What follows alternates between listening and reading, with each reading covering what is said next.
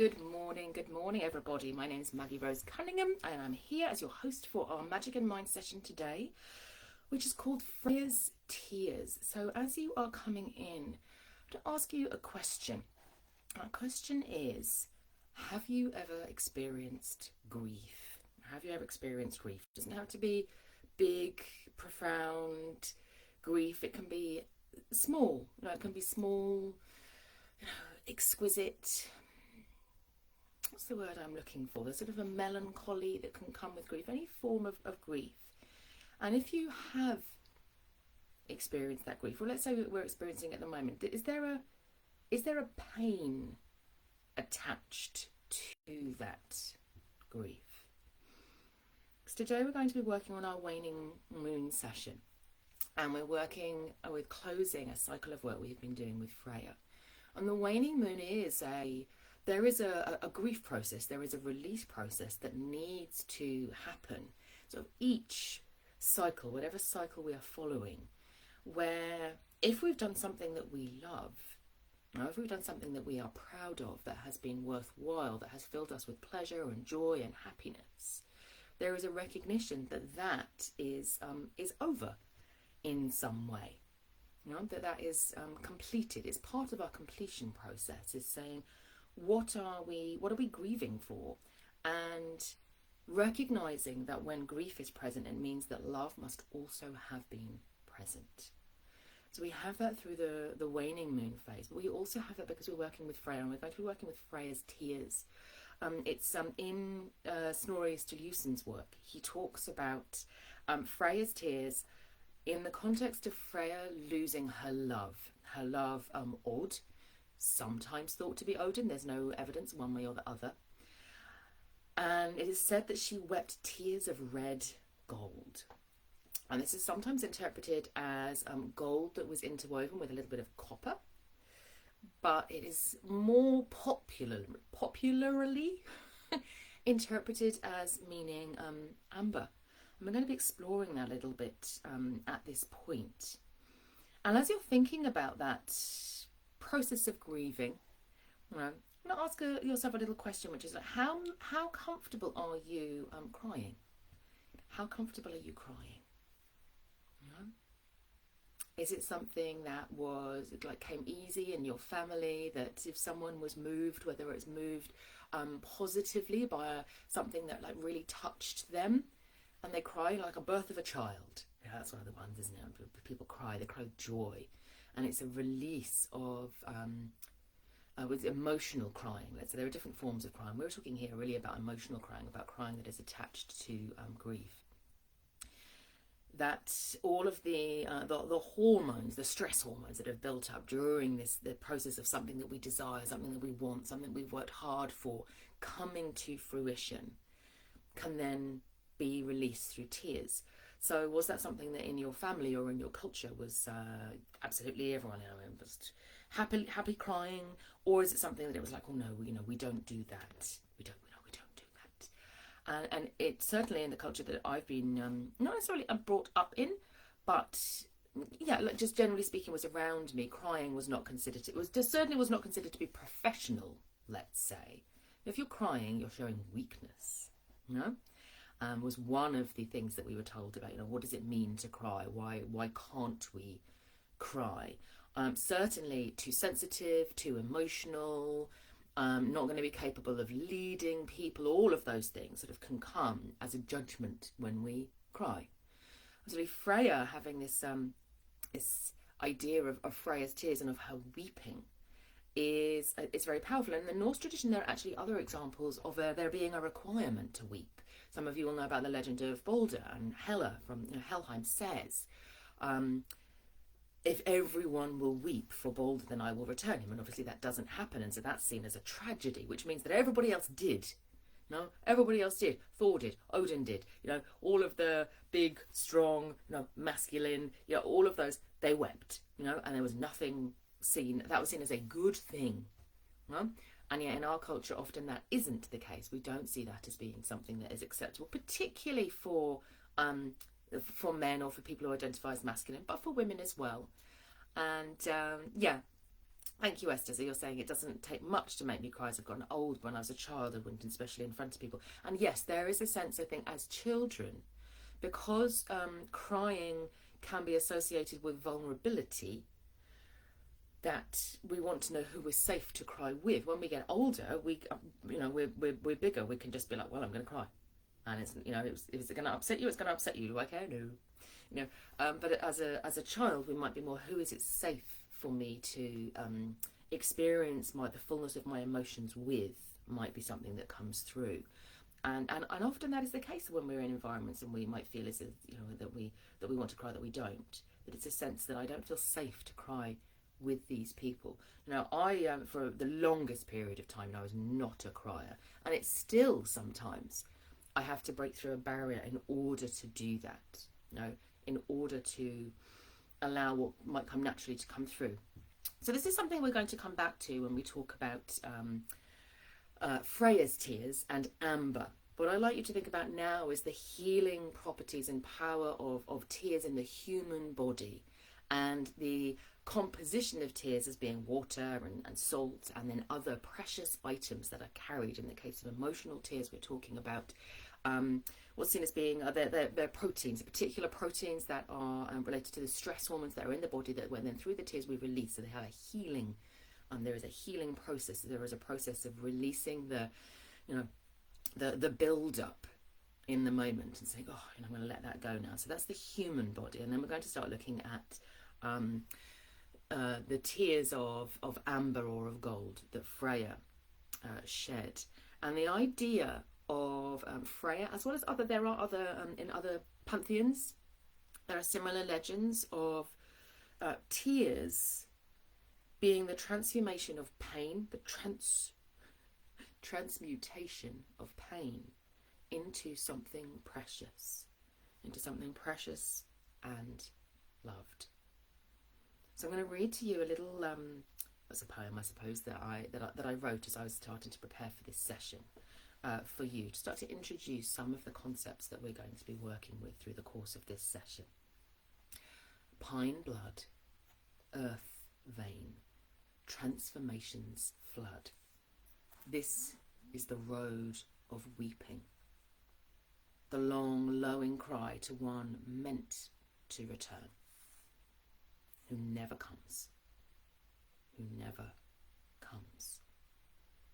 Absence written large upon the wounded heart, sun dipping low, flooding the land red, song of lament weaves its pattern through the darkest night, until dawn caresses gold from the pane and sets it in a circlet of bright gold, so we may walk bedecked in the precious blooms of the past, while dancing in the ecstasy of a brand new day. And this was a sharing that Freyja offered to me when I asked her about what is it that we need to receive from this session. And the meditation that we're going to do at the end is a releasing, cleansing journey with amber. Will take us a little bit deeper, a little bit of an exploration of some of those themes that Freyja shared through this poem. Now, it's said that Freyja had a love named Odd, and she had daughters. One of her daughters called Nos, which means precious, a precious thing that she has with him. And then he disappears. He goes off, and we don't know where he goes, why he goes, what the reason is. But it is said that she weeps tears of red gold. And as I've said, sometimes this is thought of being as red gold as in terms of gold and copper. And we kind of think about the arm rings that Odin wore on his arm. These rings of red gold. It's very, very precious metal at this point. And you can actually do at least some of this work with gold and copper. If we think about the magical properties of gold and of copper, they offer us. So gold offers spiritual growth, and transformation and renewal and rebuilding and warmth. And when we think about the journey of let's call it the dance of grief and love, where we love intensely, or we give ourselves passionately and fully to an experience, or to the land we live on, or to the job that we do, or to the family that we're raising, or to the cake that we're baking, whatever it is, and we give ourselves fully to that, then the intensity of the love will at some point dip into the same intensity of grief, because all things end. All things come to an end. It's this dance of the two. And so gold can be very powerful for us when we are on that up point. In the poem it talked about that long dark night of the singing of grief, and the point at which the sun goes from flooding the land with red, this experience of deep loss, and something like the rage of red sometimes that comes through, and then the darkness, and then the gold of the rising sun that brings us back into ourselves. So we have the properties of gold, and copper, which was mixed with that gold to create the red gold, promotes energy and movement. There is sort of dynamism with copper, and it also connects the spiritual and the physical. And again, if you think about the tears that that our bodies release when we are experiencing intense emotions, which aren't physical. We can't hold our emotions. They are within us. They are the connectors in my mind between the spiritual and the body and the mind. Our emotions are bridges. Excuse me, my phone should not be making noises at us. Hopefully you can't hear that, but I need to turn that off. And there we go. It's on silent. Apologies. And so copper brings that dynamism, that ability for us to flow between those states of, I'm experiencing this emotion now I'm feeling it in my body, now I'm feeling it through that spiritual growth, that moment when the heart explodes into 1,000 pieces, whether because it's an explosion of joy and happiness, or whether it's a moment of deep loss. Copper helps us to move through those, to keep us flowing. And I think about this when we do, again, talk about the journey of amber. So that's a little bit about gold and copper. But certainly for me, whenever I think about Freyja's tears, amber comes through very strongly, partially because the Vanir, they are earth gods, and yes, they are gods of the deeper realms. And Freyja works with the Dvergar, with the dwarves, when she creates Brisingamen, her magical belt, or her magical necklace, and so she works with the spirits of the deep earth, of the mineral earth.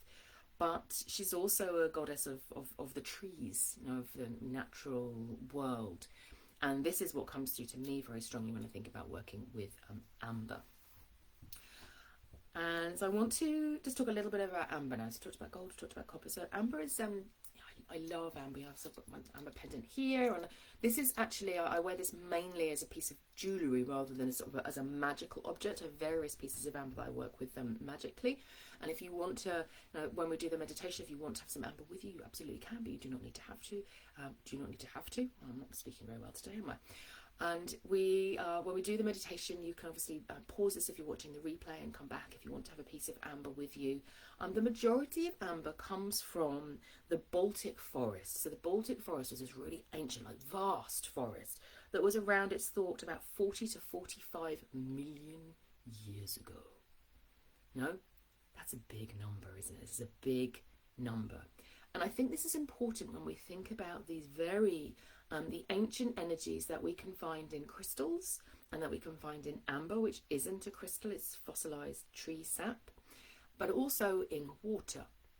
So when we're crying, the water that's in our bodies is older by a long way. I want to say it's about 4.5 billion years old, the water in your body. Now that's a thought, isn't it? Now these are the very ancient forms that our planet is made of, that we are made of, that we can work with. So amber has been on a journey. It's been a long journey to the point where it's sitting in your hand or on the pendant around your neck, whatever it is. Imagine this huge, vast forest, and I can't help but think about Freyja and Frey. It's said that some of the legends tell us that the Aesir and the Vanir were like ancient tribes from which humanity itself is descended, and whether you think of that as being by blood or spiritually, or obviously Odin and breathing life into the first man and the first woman who were trees. So we have the sky gods, the Aesir, and we've got the earth gods, the Vanir. And I just imagine Freyja and Frey walking through the ancient Baltic forests at this point. And then the forest slowly started to decay. The trees decay and the forest decay. And amber is excreted from trees when they're wounded in some way. So it's a little bit like their blood, really. You know, if you think about our blood, we've got iron in our blood and all sorts of ancient materials in our blood. It's the life force of the trees. You know? So there is a wound that comes, and the sap that flows is there to, it acts a little bit like an antibiotic. It's healing in the same way that our tears are healing. That it's not the same purpose, but it has a healing property, a healing purpose to it for the trees. And sometimes just pockets of amber would form inside the body of the tree. You think about the sap being drawn back into the heart of the tree in the winter time, and then exuding back outwards in the summer time. So it's conserving the energy and the life force of the trees. It's incredibly powerful life force energy. It's there. And then over time, all of these forests, the forest dies and the trees die and their sap becomes fossilized. And what's thought, this is still, we don't know fully, but what's thought that happened was that this ancient forest slowly decayed, and then we had 3 or 4 ice ages, between that ancient forest being in its heyday and the present day. And that about 20,000 years ago, this glacier moved across the earth, and then it started to melt, and it formed the Baltic Sea. And the Baltic Sea at that point was a freshwater sea. It didn't have any salt in it. And what that meant was that the amber was still slightly heavier than the water, and so it's like bobbing around on the bottom of the sea. Perhaps it's getting polished by the sand, It's becoming all shiny and beautiful down there. And then the Baltic Sea gets a little bit bigger, and it joins up with the Atlantic Sea. So there's a joining, a slow process of icing, being in the ice. If you think about the Isarun, that sort of quiet period of stillness, like the dark night we were talking about in the poem that I gave you at the beginning. And then there's a joining and a union, and the salt waters of the Atlantic merge with the waters of the Baltic Sea. So now we've got salt water like the tears. And at that point, the amber starts to float to the surface. And about 80 to 90% of all of the amber in the world comes from this ancient Baltic forest. Now, amber, it is said, when we work with it magically, and I've worked with it a lot. I have a pendant that I work with for healing. It's just a long piece of string with a piece of amber on the end that happened to have a hole in it, so I was able to do it that way. And I use it for the Freyja energy to find the life force in a person. So it's got this strong life force energy, this instinct for healing that you can feel coming through just from the sap. When the sap rises and seeks to heal the tree and to protect it, there's a protective force to it. It's said to work on a number of different ways in terms of offering us healing. So it's said to clear depression, to stimulate our intellect and our confidence and our creativity and our self-expression, to bring us into a state that's more spontaneous. It's like that life force coming through and flowing. Think about it flowing through our emotions, flowing through our bodies, flowing through our minds, flowing through our intellects, clearing and cleansing and bringing us into a place of wisdom and balance and patience. Now, what I find interesting with this is obviously we've been working with the magician self, and the magician self is the change maker, wants to sort of get everything done straight away. And there is a strong life force energy that the magician needs in order to do that. But the magician can only get that from access to the other parts of the magical self, like the healer, deeply connected in to the earth. The magician guides the energy, but doesn't necessarily have access to that replenishing life force energy. So amber is wonderful for the magician because it is a comfortable energy for those of us who are strong in our magician selves, and we're like, yes, I'm out there, I'm in the world, I'm doing this stuff, it's brilliant, all of that. But it connects back to the other parts of the magical self that we need, and it brings balance so that we're not always giving and changing and always working and all of these things. And so it's wonderful for the magician self, for working with the magician self, for helping the, if we're strong, healer or seer or mystic or sage, sort of bringing out that magician self that little bit more. And if you're the magician, for tapping into those parts of the rest of the magical self at the same time.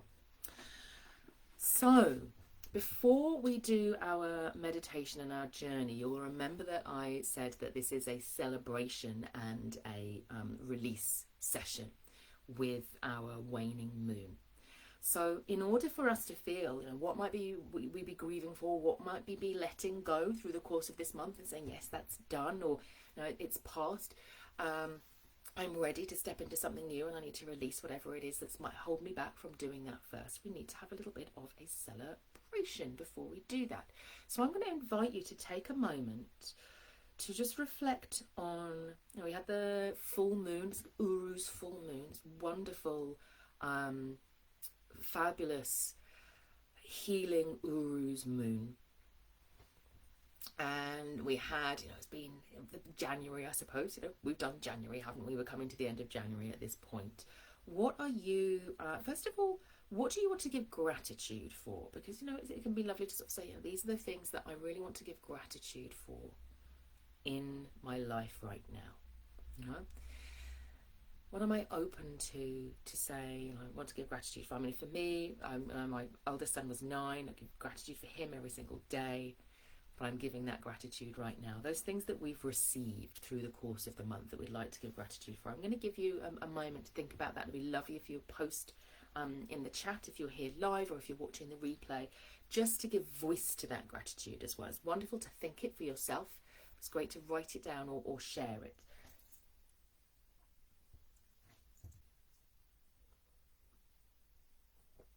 Maybe a little bit of a cup of tea while you're thinking on that.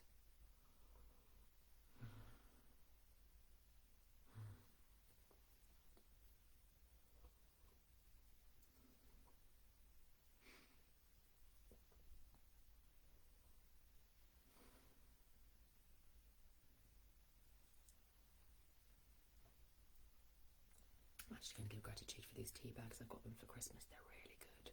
Really good. Suzanne's always grateful for tea. Yes. I took a big foray into tea over the Yule period and gave people tea bags, lots of different selections of tea bags as my presents that I gave to people. It was one of the things I included. And I kept a few of them myself. This is one of them. I'm actually going to give gratitude for all of the different tea bags that I tried and the ones that I want to keep moving forward that I'm going to buy again because I discovered that I loved them. So Suzanne has got gratitude for tea there. Anybody else would like to, while you're here with me live, because I can see there's quite a few of you, would like to be brave and share something that you want to give a gratitude for?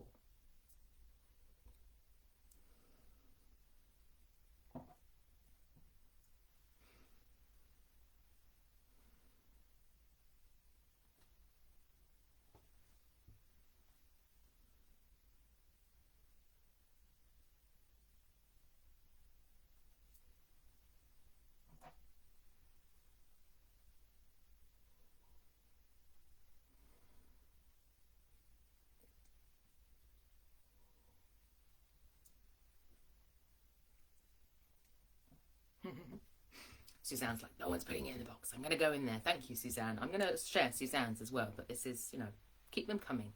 Suzanne says, I'm grateful for the runes, showing the shadow side. Yeah, because you're working on the shadow side at the moment. It's really powerful work to be doing. And it's one, when we offer gratitudes, we're saying, like, more of this, please. This is what I want.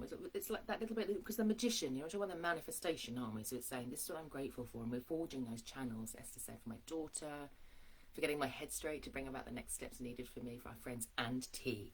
All give gratitude for tea. Wunyo for tea. And absolutely, for your daughter, wonderful. And yes, and again, that's that mobilising of the magician's self, isn't it, there, Esther, with the bringing about the next steps needed. So that is wonderful. So yeah, if you're joining on the replay, do share your gratitude. It's a really powerful thing to do, to sort of offer them out into the world. I'm going to ask you for a second piece now. So we've got what we're grateful for. And those of you who've done Awaken with me will know that we also do a boast. We do something that we're proud of. And the reason for that is partially around taboo breaking. Many of us come from cultures where it is frowned upon to like blow your own trumpet, which is really interesting when you consider that social media is this big like vibe of people saying, look how shiny and brilliant I am, come over here. And there's an attention, we have an attention culture, but it's not the same. And I think that's really important to make clear, is that attention culture isn't the same as standing up and saying, I did this and I'm really, really proud of it, without expecting someone else's response, or without saying, I'm selling this, or I'm like asking you for something in exchange for that. And being able to stand in our power and say, like, this is me, this is who I am, this is something I'm proud of. And to do so without feeling like we're going to be shot down by others because they think that we're saying, look at me, I'm brilliant, you should come and work with me, or buy this product, or do this thing, or follow me, or any of those things. That's a new, in my mind, a new layer of taboo against boasting. I'm going to call it boasting. That's what we call it in, of acknowledging something that we're proud of about ourselves, that we already had that bit around. Oh, you've got to be modest, and you can't blow your own trumpet, and pride comes before a fall, and all of those things. That I grew up with all of those. Tell me if you grew up with any of them.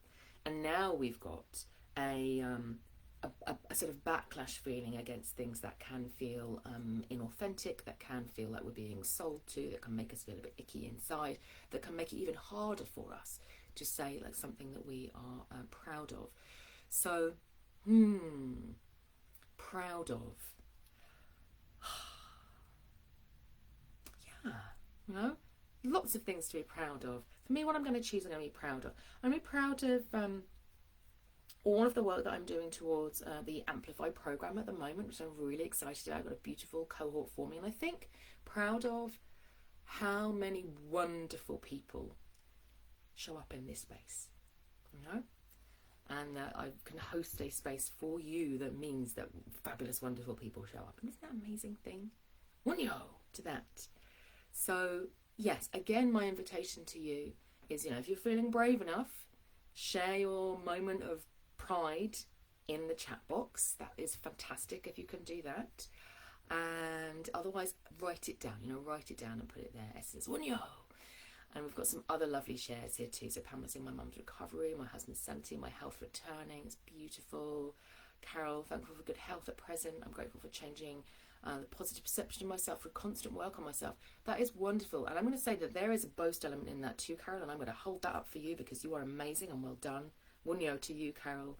Grateful for the program. Wonderful. So, well done everybody who's taken that bull by the horns and done that, because it's a really important element which I include in my programs, but I haven't really brought into this space before. And actually, through our waning moons, we should be able to do that. Suzanne, I'm more proud that I'm doing more on my YouTube channels. Wunyo! Yes, indeed. Indeed. Susanna's got some fascinating videos on her Wunyo channels, on her YouTube channels. So yeah, go and check her out. Go and check out her YouTube. This is also about I'm going to backtrack a bit. It's a very minor backtrack because I think it's important. There is a difference between someone saying, I'm proud of this, that I did this, and then people hearing about it, which is great, isn't it? Because otherwise we don't know there's fabulous things that Suzanne is doing, and that we can talk about. When we give gratitudes and when we are standing in our boasting power, we're creating collaboration. We're creating the possibility of someone else picking up on something that we're grateful for, that they might also want to bring into their lives, or that there are wonderful opportunities, for collaborations within the space, within the group, within the shares as well. So there are, maybe not, we're not talking sales, we're talking invitation, aren't we? We're talking invitation. We're saying, I wonder what's over there in Suzanne's magical YouTube channel. Suzanne says, I need a Wunyo channel. We all need a Wunyo channel, don't we, really? Maybe that's something that this group will put together at some point. Out there, magician putting that out there in the universe. Wonderful. Okay. So whether you have shared in the chat or not, I'd like you to hold in your heart for a moment the energy of that gratitude, that receiving, that love, that pride. That sense of maybe expanding there, as the heart center's expanding a little bit, or the solar plexus a little bit as well, or the throat chakra too, remembering that sort of amber in particular can work in all of these centers of the body, that ability to self-express, to express ourselves out into the world, to be open and connected with others, and to bring our will, our creativity, our passion, to draw that up from the belly into the solar plexus, and to draw that up. Feel that expansive energy of connection to the things that you're proud of and the things that you are grateful for in this moment. And I'm going to invite you to take this meditation with me. It's a spoken meditation, because I do these on Facebook. We can't have drums and song because Facebook doesn't like it, because it thinks it might be copyrighted, and so often edits it out. I do lots of song and drum and chanting and things in my private spaces, in the paid for programs. But here I'm going to do it via the voice. Okay, so my invitation to you is to make yourself comfortable at this point. Just move your head backwards and forwards just a little bit, just to shrug your shoulders up a little bit there, and just anywhere where you feel like, my heart was opening up, and that was nice, and my throat was opening up, and that was nice, and I felt my energy centers opening up. But I'm just going to let my body ease around that, almost as if I'm moving my ribs out of the way a little bit there. I'll just let that bit there through. I'm rolling my shoulders back a little bit, just to allow my heart center to open that bit more fully. And just allowing that energy, that sense of of the gratitude and the pride and the joy, just move down your arms and into the fingers. And we're just going to wiggle the fingers a bit, just moving them about. So we're just shaking off. And we talked about the tears and our tears releasing anything that we don't need in our bodies anymore. Just allow your fingers to do the same, almost as if they're letting go. I'm sorry to hear that you've got an ear infection, Maggie. I'm glad that you're still here. And again, maybe just shaking your feet as well, just shaking them out. Just letting go of anything that's almost like we're trees at this point. We're trees, and we've been wintering for a while, and just letting go of any leaves that still need to fall there. And then make yourself comfortable. If you need to, you might want to take a sip of water or something like that, because I'm going to invite you to make yourself comfortable. I'm going to be doing this meditation for a little bit. Make yourself comfortable, and just make sure, am I warm enough? This energy of amber, this energy of Freyja as well, which is very strongly associated with all of what we're talking about today.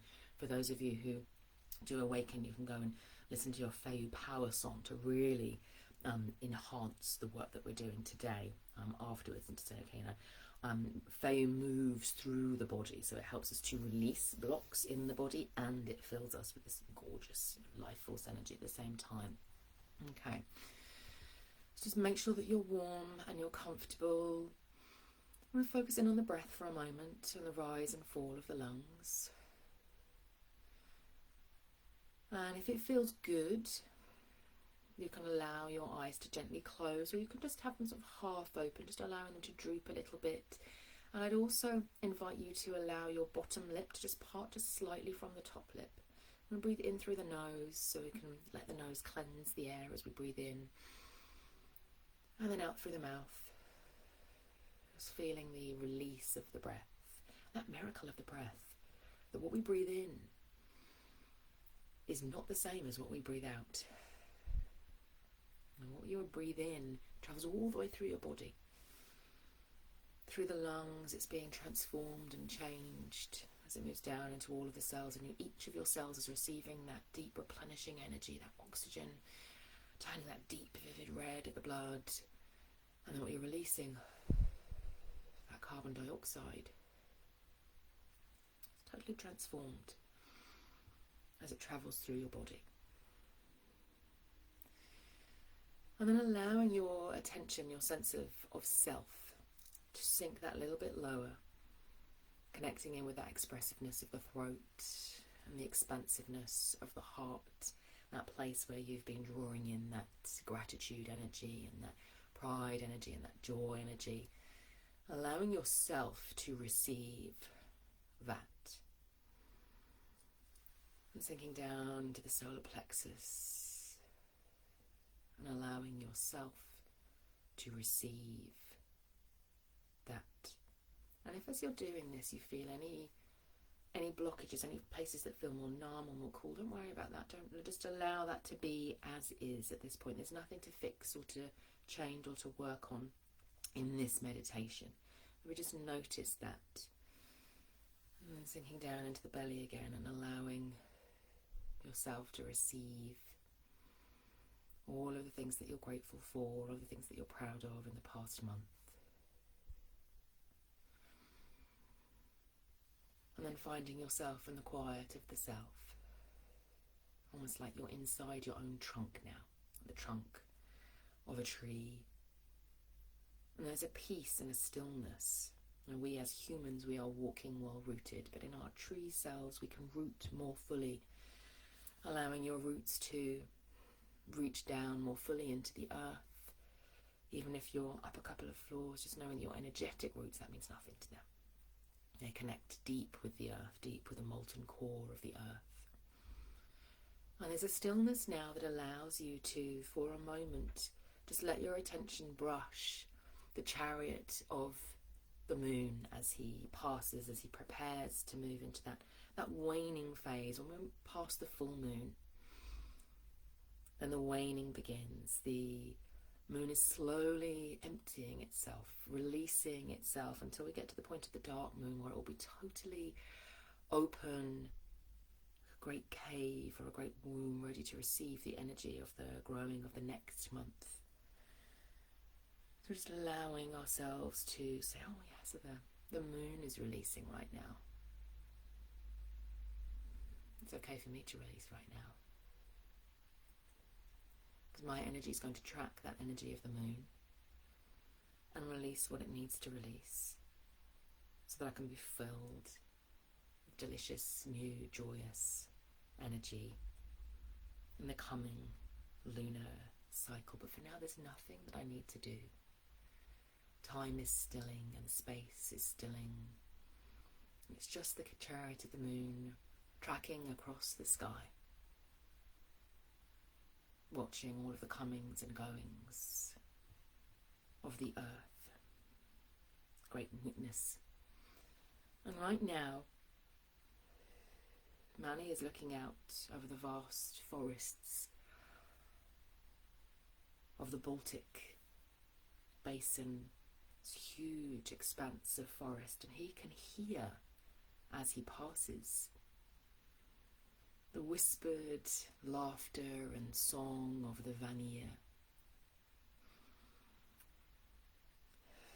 people of the trees and of the earth, moving through this ancient forest. And as they move, their vibrant life force energy, their magic and their power wafts through the forest and is caught by the bodies of the trees. It moves through, connecting with the amber sap, gold honey sap inside each tree, offering it more life force, more juice, more vitality. And each of those trees, they take within themselves the song of the Vanir and the song of the land, and it mixes and it melds with their own songs, and they feel deep within themselves, deep within the belly, within the heart wood, the humming of their own song, deep and resonant and powerful. And their roots connect one to the other until the trees form a vast web. This great resonant song, a mighty forest, and the stories of the Vanir weaving their way through. And we see now in this forest the figure of Freyja, this beautiful, powerful goddess, alive with vitality and laughter, and she's here with her lover, Ord. And the magic that they produce together, that is something to be seen by the trees who feel that life force. They can feel the vitality and the magic brewing between these two. It's like a star birthing, like a cosmos birthing. The energy is so potent and so powerful that it is taken on by every single tree in the forest. Sort of electric quality vibrating through each of them, changing each of them, weaving into their story in this moment, changing them forever.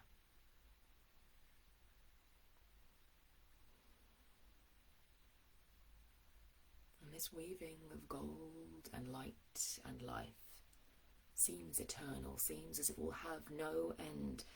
And the trees themselves don't even notice when Odd departs. They don't know when it happened or why it happened, because that slow deepening and settling and stilling of the song that was Freyja and Odd happened so slowly and so gradually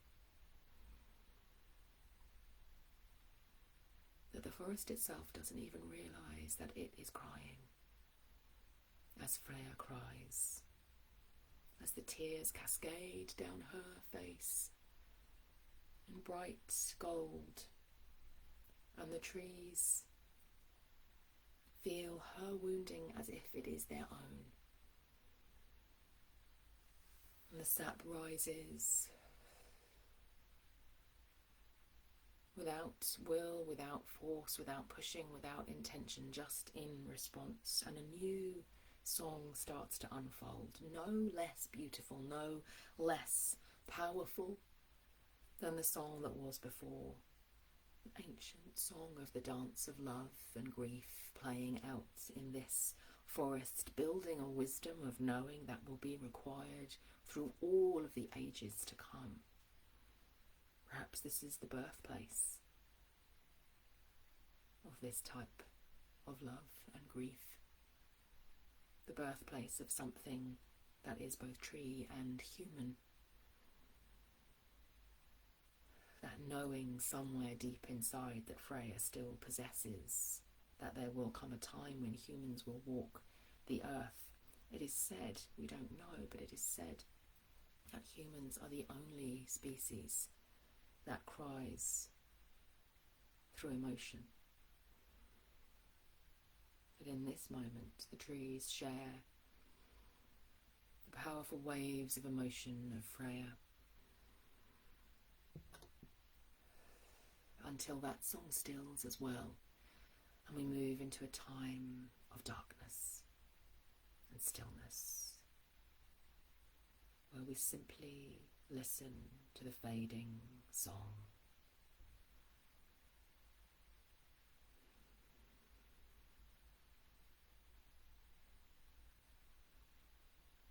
In that place of darkness we find peace.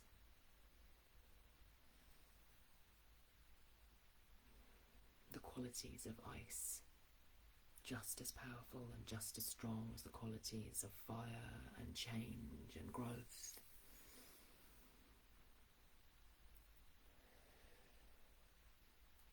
And as the trees start to rot and to become one with the land once more, and as the ice starts to take their life from them, it cannot take the amber. The amber stays.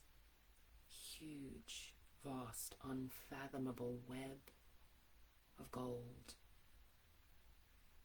held within the ice through millions of years, holding the song still, remembering the song still, fluttering with the song still in the darkness, until at last the warmth comes and the ice turns to water. And this web of amber starts to move very gently, stirring into a new life, a new sense of being, new possibility. As the amber begins to gently be moved in the basin of the Baltic Sea, this fresh water moving over it, cleansing it, releasing all of those last remnants of wood, smoothing the amber. And this sea grows bigger and bigger as the ice melts and it reaches out and it says, what next? What's possible for me now? What next? And so it joins now with the Atlantic Sea, and a new element comes and merges with the water. And the amber finds itself rising, rising, up, up, higher and higher, carried by the sea, washed by the currents and the tides, and remembering now the song of the moon. The rise and the fall, the filling and the releasing, and wanting that again, wanting to be part of the cycle again, knowing now that what has been lost is held within. The power of Freyja and Odd and of the trees and of that mighty forest is held within this amber, so that when the amber comes, as it is destined to do, into the hands of a human being, it holds within it that life force.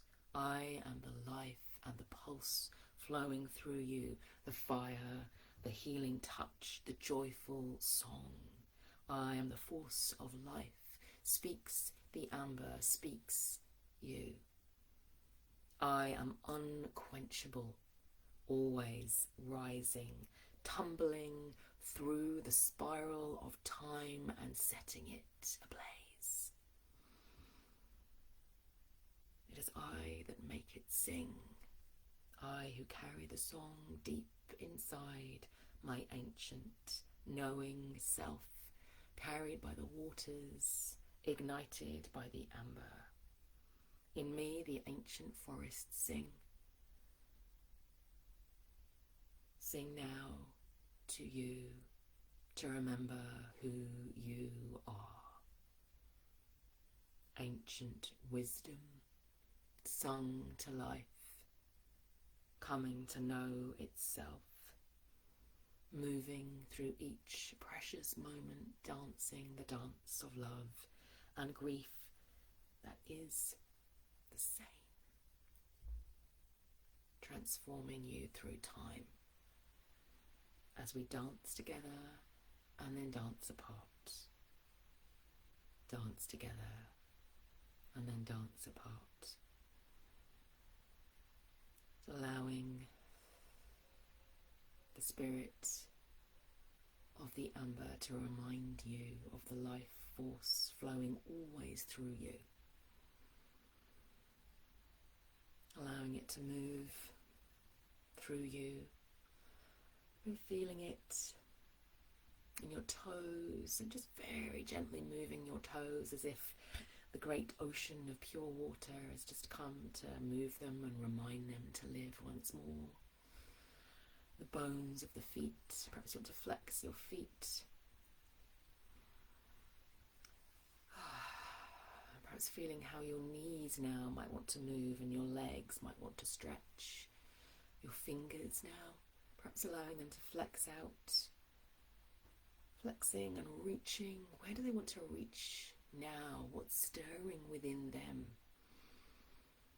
What life force is within them? What creativity is stirring there?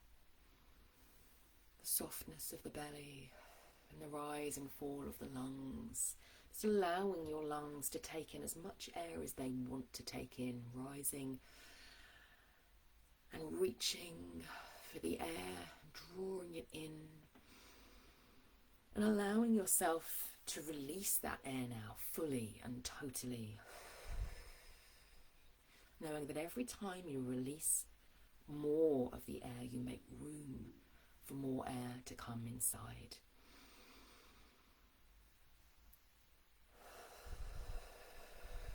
Breathing out through the mouth, out through the lips.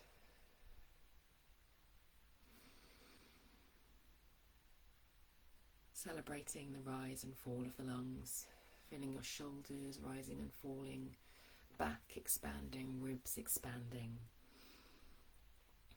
Perhaps allowing yourself now to play with the mouth. Just feeling that looseness now, moving your head backwards and forwards. If you want to, just bringing your hands back and giving the back of your skull a little bit of a massage there. Just inviting that energy that we've invited into our bodies as we're releasing the old and making way for the new, sort of allowing it to move where it wants to. And very slowly, when you're ready, if you haven't done so already, opening your eyes and just looking about, remembering that piece that we had at the very beginning with the poem that I shared with you, that we are opening to a brand new day, opening to that brand new day. I'm celebrating all of you as we move with this waning moon energy, knowing that you can do this meditation whenever feels right to you, but it's nice to do and to track with the lunar cycle. You can also use it at the full moon or at the new moon as well. And I've got a little juicy fact to share with you as we come to the end. This is just something that I found as I was doing my research.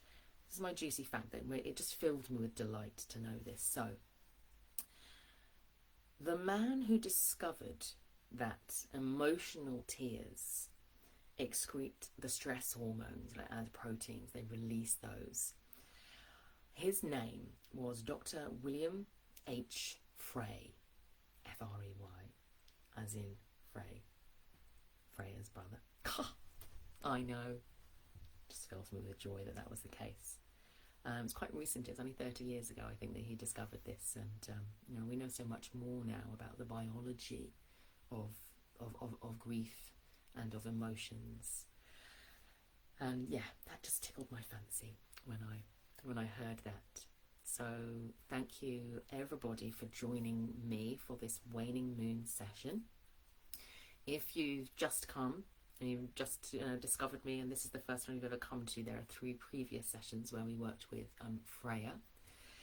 And for those of you who know all about it, you will like to know that we are going to be working through the coming lunar cycle with the Nornir.